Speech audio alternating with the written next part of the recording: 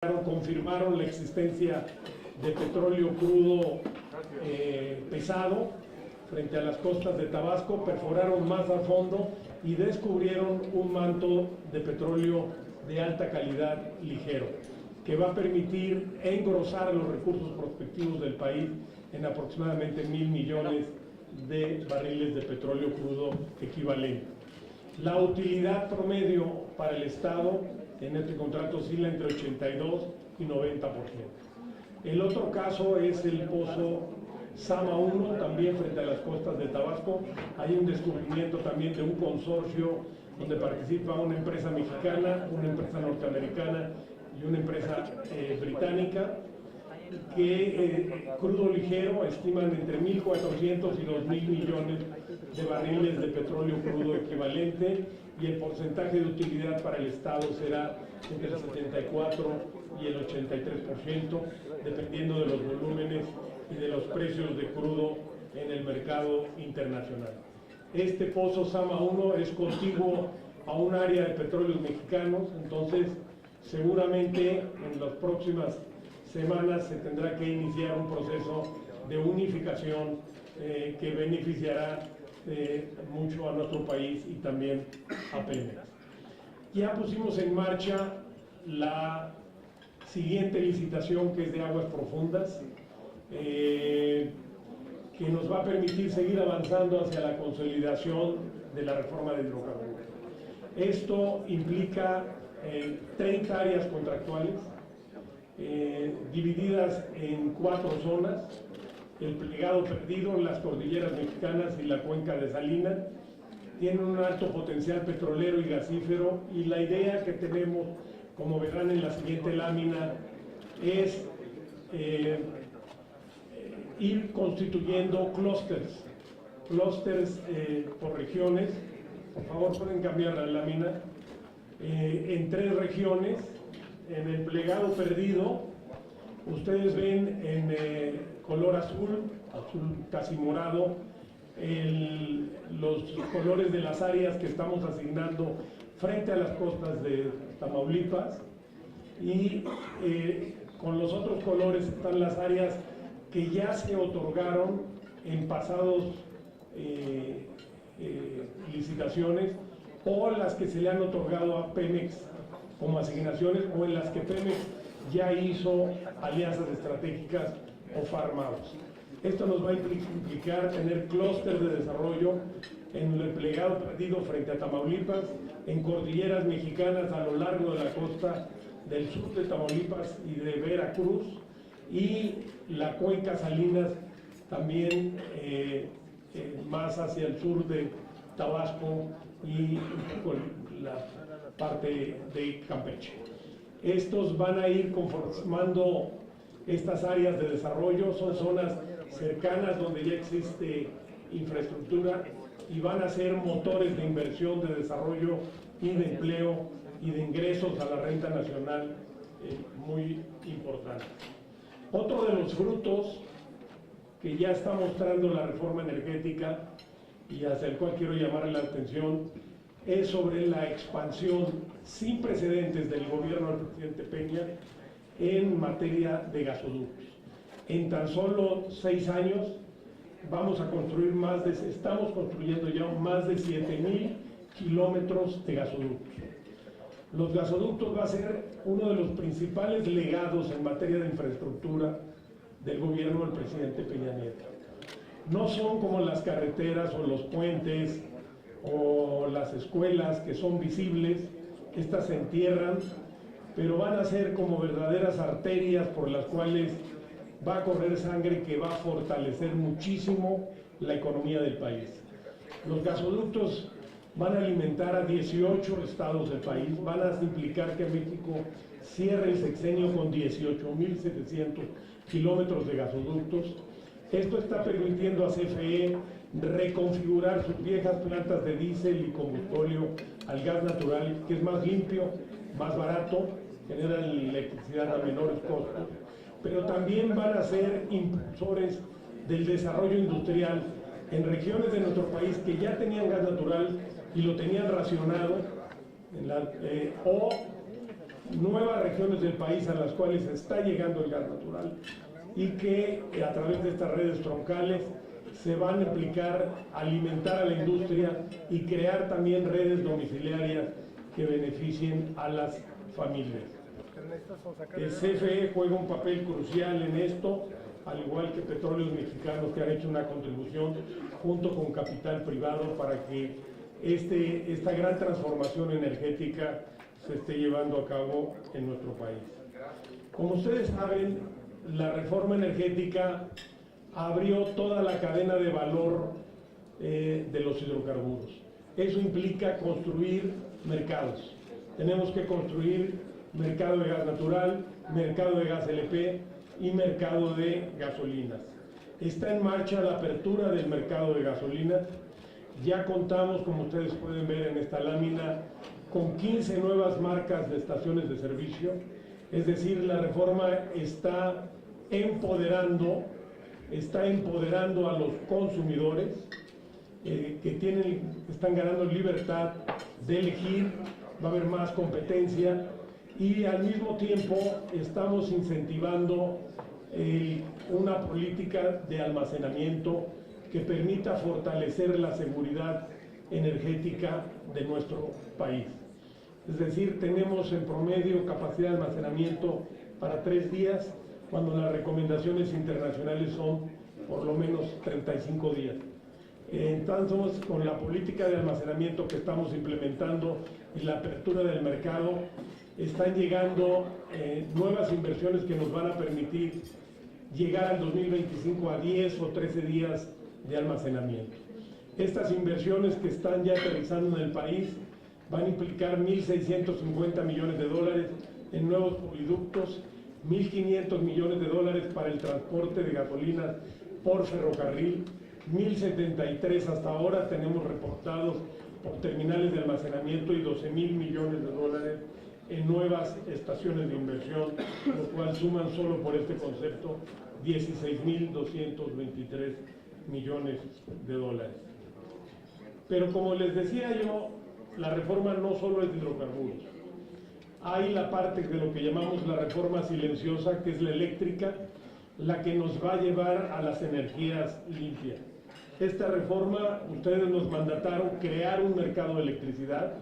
Teníamos más de 30 años de retraso en México en creación de mercados eléctricos. Construir un mercado eléctrico es una tarea que puede tomar 8, 9, 10 años. Lo hemos iniciado desde hace 2 años con muy buenos resultados. Ya están participando 17 empresas como suministradoras y otras 8 más como compradoras. Hay 25 empresas operando en el mercado eléctrico, hay 27 por operarse, 8 de esas son de CFE, el resto son empresas privadas. Pero la mejor noticia la tenemos en energías limpias. La reforma energética ha detonado inversiones históricas en México en materia de energías limpias. Tan solo con 2 subastas de energías limpias realizadas por la CFE de largo plazo, tenemos ya 6.600 millones de dólares en inversiones, principalmente eólicas y solares, que van a llevar que en prácticamente la mitad de los estados del país habrá por lo menos una planta de generación limpia. Como ustedes pueden ver, estos 6.600 millones de dólares se van en primer lugar al estado de Tamaulipas, en segundo lugar a Coahuila. El noreste del país está emergiendo como muy atractivo para las inversiones, principalmente las eólicas. Podemos ver ahí también un participante muy importante en el estado de Yucatán, la tierra del senador, en Aguascalientes, más al centro del país, Guanajuato en el Bajío, Sonora también captando mucha importante inversión fotovoltaica. Hay 2 nuevas subastas en proceso, con lo cual estas inversiones van a crecer de manera sustancial. No estamos mencionando aquí otras inversiones de energías limpias que están llegando sin participar en este tipo de subastas que beneficia, como les dije, a 15 entidades y que van a implicar 52 nuevas centrales de energías limpias que se construyen en los próximos 2 a 3 años en nuestro país. El rostro social de la reforma energética es el Fondo del Servicio Universal Eléctrico. La reforma mandató que de remanentes que emanen del mercado eléctrico mayorista se instaure un fondo que ya constituimos para llevar la electrificación a 1.8 millones de compatriotas que no la tienen. México es un país altamente electrificado. Cuando el general Cárdenas creó la CFE, le dio el mandato de electrificar al país, y CFE ha cumplido con esta misión histórica. Pero tenemos un rezago ahí de 1.5% de mexicanos, que ha sido muy difícil llevarles la electricidad porque viven en comunidades pequeñas, pobres, dispersas y poco pobladas. Entonces, ahora con la tecnología fotovoltaica se nos brinda la oportunidad de llevarles la electricidad a través de sistemas aislados. Este fondo va a ir acumulando ingresos y hacia el 2021 alcanzarán la suma de 12,000 millones de pesos aproximadamente. Ya este año estamos ejerciendo recursos por cerca de 1,000 millones de pesos para electrificar estas comunidades. Las que se encuentren a menos de 5 kilómetros de la red de distribución, CFE les hará la extensión de la distribución, y las que estén a más de 5 kilómetros vamos a hacer sistemas aislados fotovoltaicos para dotarlos de electricidad. Si ustedes, compañeras y compañeros senadores, tienen propuestas de comunidades, de áreas que estén en estas características de ser alejadas de las líneas de distribución, comunidades pequeñas donde están este conjunto de mexicanos, hagan llegar su propuesta, por favor, a la Subsecretaría de Electricidad para atenderla a través del programa que estamos ahora llevando a cabo. Otra parte de la reforma eléctrica que aterriza en la gente, que le lleva un beneficio muy concreto a las familias de carne y hueso, es la generación distribuida. La reforma ha simplificado y ha facilitado el establecimiento de paneles solares por parte de las familias. Entonces, en las casas, esto le va a permitir, esto democratiza la generación de electricidad. Le permite a las personas generar su propia electricidad y de esta manera abatir el costo de su factura eléctrica. Ustedes ven que esto está creciendo de manera importante en el país y va a crecer más, auspiciado por la reforma. El establecimiento sobre todo de paneles solares en pequeñas, medianas empresas e incluso en residencias. En síntesis, entre la vertiente eléctrica y la vertiente de hidrocarburo, tenemos ya concertadas y diría yo contratadas inversiones a la fecha por 80,000 millones de dólares. Antes de que concluya el sexenio del presidente, esta cifra va a rebasar los 100,000 millones de dólares. Es decir, el legado del presidente Peña en materia de energía va a dejar más de 100,000 millones de dólares de inversiones. No hablo de expectativas de inversión, hablo de inversiones firmadas, ya en proceso de maduración, que se van a venir ejecutando en los próximos años en beneficio del país. En algunos casos se tratará de gasoductos, en otros se tratará de inversiones en hidrocarburos, en otros se tratará de energías limpias, pero es una aportación gigantesca y muy importante. Y no creo que haya precedentes de otra administración que por lo menos en el sector de energía haya dejado sembrada tal cantidad de inversiones que van a florecer y van a generar una derrama económica y empleos sin precedentes en muchos puntos de la República Mexicana.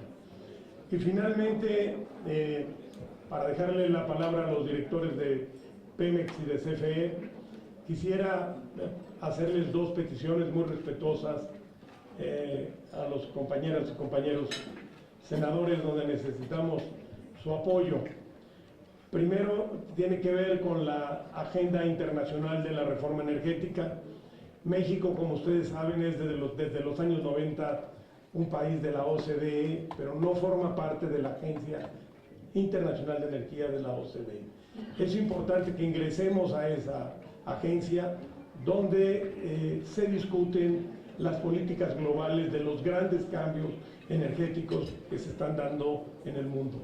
Ingresar a esta agencia además nos permitiría contar con asistencia técnica, nos permitiría proteger el comercio libre y abierto en materia de bienes energéticos, nos daría acceso a bases de datos y de cooperación, tanto de hidrocarburos como de energías limpias, y cooperación en materia de acciones colectivas cuando haya emergencias o crisis energéticas en las que podríamos salir afectados nosotros. Entonces, seguramente el Ejecutivo Federal mandaría próximamente la ratificación del tratado respectivo. Quisiéramos pedirles, senador Gamboa, senadora, su apoyo. Y el otro es, se vence el periodo de dos consejeros, uno de Pemex y otro de CFE. Estos ya están enviados por el Ejecutivo y rogarles, si fuera posible, contar con la ratificación. Son dos consejeros que se han desempeñado con acierto, y el cabal funcionamiento de los consejos de administración de nuestras dos empresas productivas requieren la presencia de consejeros. Entonces, agradecerles y pedirles su apoyo en ese sentido. Muchas gracias por su atención.